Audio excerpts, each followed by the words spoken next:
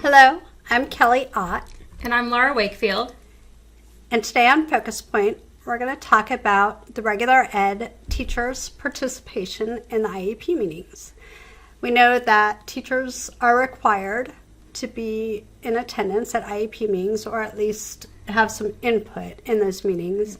And we had a regular ed teacher ask us the other day how we handle not just them being invited, but actually having active input in that process. They feel like they're invited, but they're never really asked to actively participate or give input in the course of that meeting. And this is a big thing to me.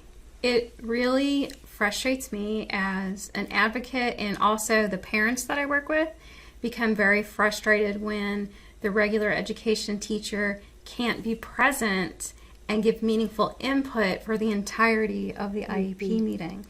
And it creates some disruption, and I feel like that the regular education teacher has such valuable information to share with us, and that they need to be able to participate. But how do they do that?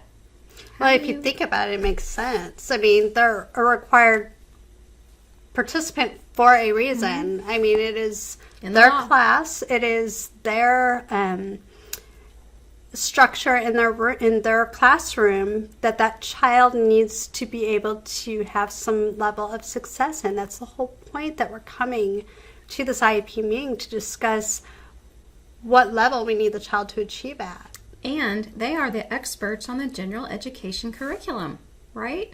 So how can we be writing goals and developing inclusive mindsets if we don't have the reg ed teacher there at the table when we're discussing these things? Mm-hmm. And so I guess my question is, why does this teacher and lots of teachers, because this is a concern we hear a lot, why do they feel like they don't have meaningful input?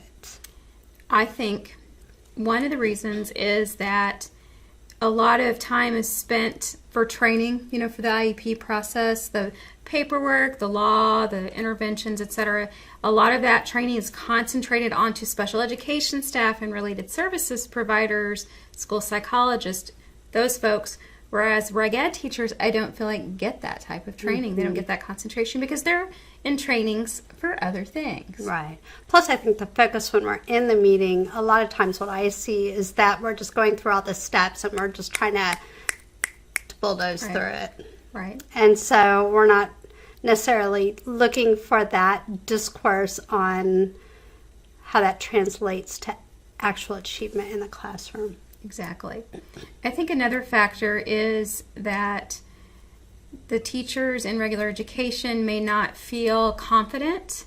They may not feel that they can make a statement about a child because they don't necessarily understand the disability like other people in the room might understand it. So they don't feel comfortable sharing all their great information that they have. They feel intimidated. And I've heard them say that to me before.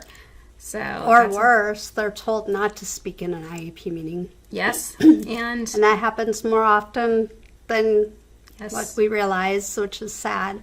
And I think that should never happen. Teachers need to be able to talk about what they're seeing in their classroom. It's relevant information. Exactly. And I've been in school districts where the regular education teacher and other people are in the IEP team were told not to speak, and that a certain person would lead the discussion, such as the school psych or the special ed director, whomever it was, and the rest of us had a gag order, and we had to just sit and wait till it was over. And to me, that's not really an IEP. Right.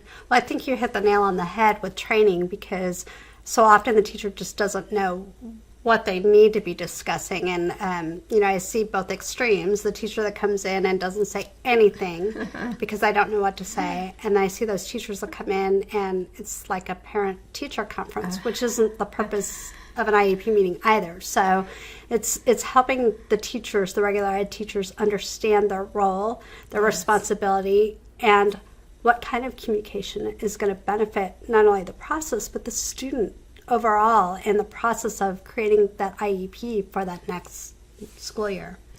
And the third factor that I notice is that they don't get protected time to be in the IEP meeting Right. for its entirety. Their principal did not get them a sub or protect their block or their next class, whatever, if it's, in the middle of the day, which most of the time it is.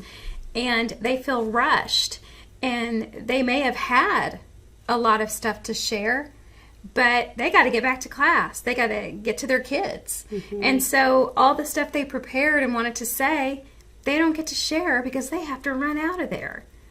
So even if they were trained and had some information to share and felt that they could participate, they couldn't because the time ran out before it got to be their turn. And when they say their piece and they leave, Yeah. that's not collaboration. No. There's no, interaction and continued discourse on other topics that may come up after that teacher leaves the room. One of my friends used to call that, and she's in regular education, and she said she called it the IEP monologues. She said that each person kind of had a monologue and there was no dialogue like you're saying. And so she said whenever she prepared for a meeting, she felt like it was the IEP monologues. And it shouldn't be that way. Sad. Yeah. So those are our thoughts on the regular education teacher's participation in the IEP.